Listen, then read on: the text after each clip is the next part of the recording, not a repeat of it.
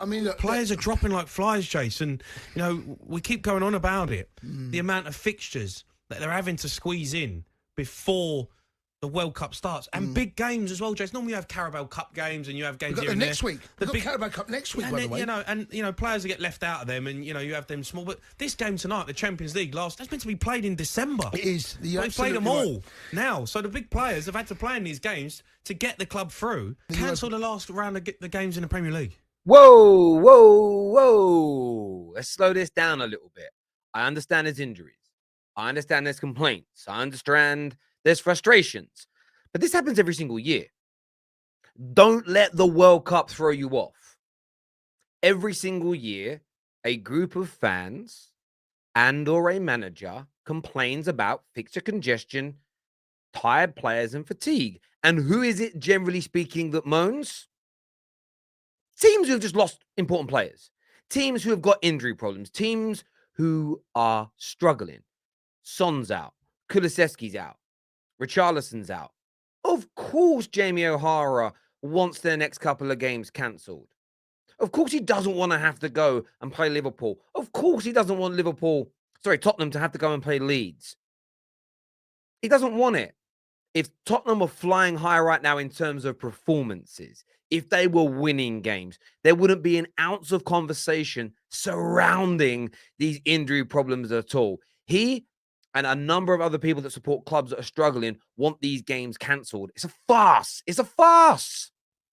To give them a bit of breathing space. Who's going to do that? Who's going to do that? The Premier League should do it. Well, See, the Premier League should do it, is what Jamie O'Hara says. And that's purely based on him wanting the best for his team. And I've said this many, many, many times before, and I'll say it again. When Jurgen Klopp moans about fixture congestion, it's because he's got problems. You know, that might be problems in his squad. That might be injury concerns, whatever it may be. That's when he complains. He doesn't complain when his team is flying high at the top of the league. He doesn't complain when his team is firing on all cylinders. He doesn't complain when he doesn't have injuries. Equally, none of these people complain when their squads go on pre-season tours to Australia, the Far East, America, when they travel tens of thousands of miles to raise money. They don't moan then. No one's going to be complaining when their clubs all enter into these American tournaments over the next few pre-seasons to raise tens of millions of pounds of income for the Premier League.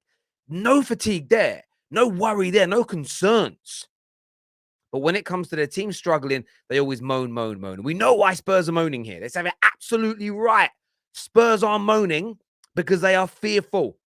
They are trembling at the fact that and I get why, they've lost 3 of their main 4 attackers. And they're already struggling. How are they going to cope without Son against Liverpool?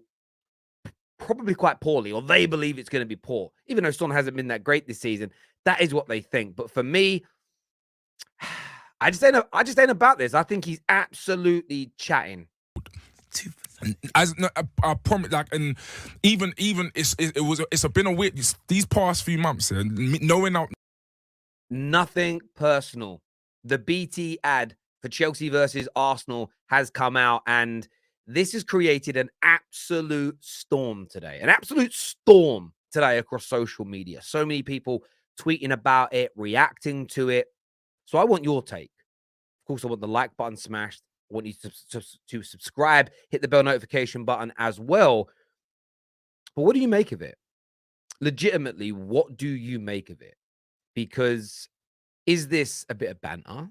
Is it a little bit of fun? I'd play the advert, but it's got music in it. We'll get a copyright strike, so I can't do that. But is it just banter? Is it a bit of fun? Is this setting Chelsea up for failure?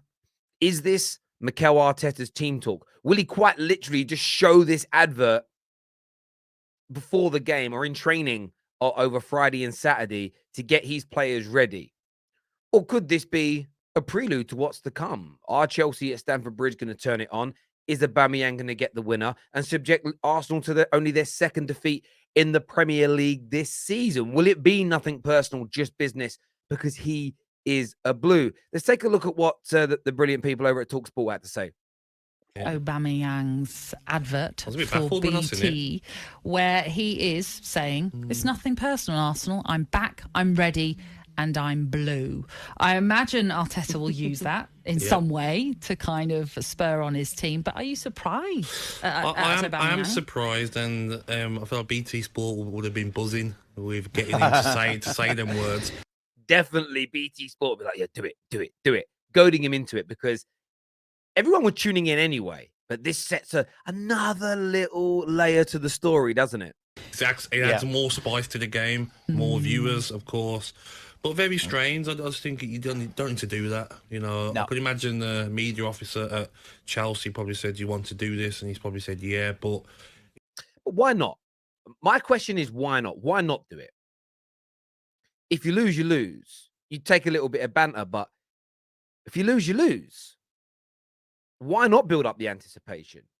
It's one thing that MMA and boxing has over football is there's a little bit of needle before it. We get excited. There's an exchange of words. Has football become a little bit too censored, a little bit too sanitized, a little bit too corporate in many ways? Do we need a little bit of this to add even more fuel to the fire that exists? It can come to like, you know, would you against have it. done I'll never have done that, no. Because you never played for Chelsea, but or Arsenal. These things seem to like work. By the way, he had a much better football career than me. Against you, it wouldn't surprise me now if he come on and missed a sitter and Arsenal go and win, and then, you know, you feel, why did you have to do that? The respect he should have for Arsenal. Yes, he fell out with Arteta, but the fans loved Aubameyang. But this is the thing, and I think Abonglaho here pulls on it perfectly. Does he have respect for Arsenal? I don't. My personal opinion, I know he has publicly stated no issues. But I think deep down inside, there is a frustration, at the very least, that Aubameyang has towards Arsenal. And I think he wants to come. I think he would have been, he of course would have been asked whether, do you want to say this? Do you want to do this? And he has said 110% yes. Because I think he's got needle. I think he's got a problem. I think he wants to stick it to Arsenal in this game. There's no doubt about it. But my question for Chelsea fans is, are you scared of Arsenal? Chelsea, are you scared of Arsenal? And I want your comments below. You know, everyone knows I'm neutral on this channel. I just spout the opinions that I've gotten. You know that I think that the project that Chelsea are building, and we'll touch on more on that in the preview later on in the week, but the project Chelsea are building, I think the ownership of Todd Boehly will yield very succulent fruit in the future. There's no doubt about that in my mind at all. But in the contemporary, right here, right now, Arsenal are terrifying. They play brilliant football. Young, energetic, highly talented squad. How do you feel about the game? I say that because a number of Arsenal fans are across social media stating things like this. I like the fact that Chelsea fans are scared of this Arsenal team. Everyone at Chelsea is shaking. And there are a number of tweets out there that suggest this. So looking at that right now, Chelsea fans, how does that make you feel? Leave me your comments below. I want to know how that makes you feel just reading it. But are Chelsea fans echoing this? Did some research across social media, and there seems to be a lot of Chelsea fans who are scared of Arsenal. I'm scared of Arsenal. He's literally here from Nathan, who tweeted this out a couple of days ago. Elvis here says, this is new. I'm scared of our Arsenal fixture next week. You have Victor here that says, today was actually the first day I was scared of Arsenal. Because looking at stats, PSV won't take it lightly, so I didn't even add to my slip. Like, this for me is interesting to see all these Chelsea fans kind of coming out and sort of looking at it along the lines of, yeah, they slipped up the PSV. They might have had a few bad games, but legitimately, I am scared. And maybe when the game between Arsenal and Chelsea is 2 weeks away, 3 weeks away, a month away, 2 months away, and Arsenal are playing well, you don't have to worry about it. You know, I remember once had a question posed to me about, am I worried about playing Chelsea? I remember once a gal said to me, you worried about playing Chelsea in about 8 weeks' time? And I said, no. She said, why not? You're playing terribly. They're great. I said, it's 8 weeks away. I'm not thinking about 8 weeks' time. I'm thinking about Watford, who actually smashed us 4-1. But when it comes to it, like when that person you come face to face, you ever had that at school? Like there's your friends, bruv, you heard that James Collins is annoyed that you chatted to his girlfriend on Friday. We're kids here, right?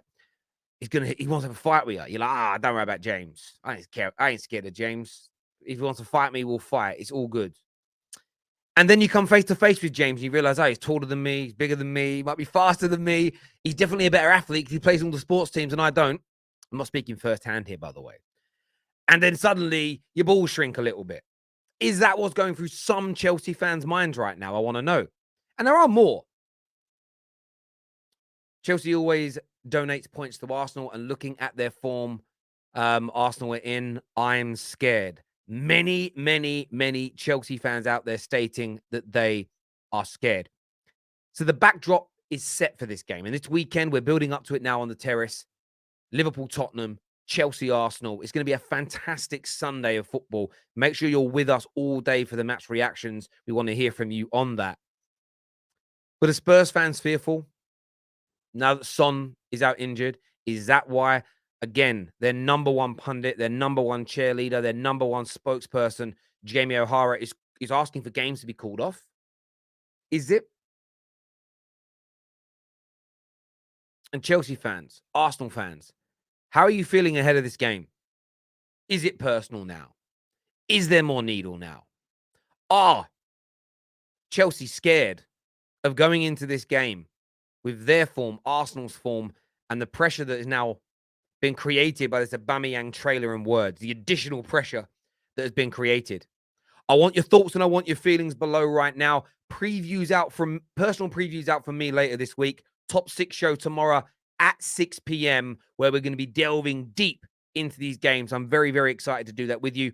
Until next time, take care. Goodbye. God bless. And we'll see you all again very, very soon. Thank you.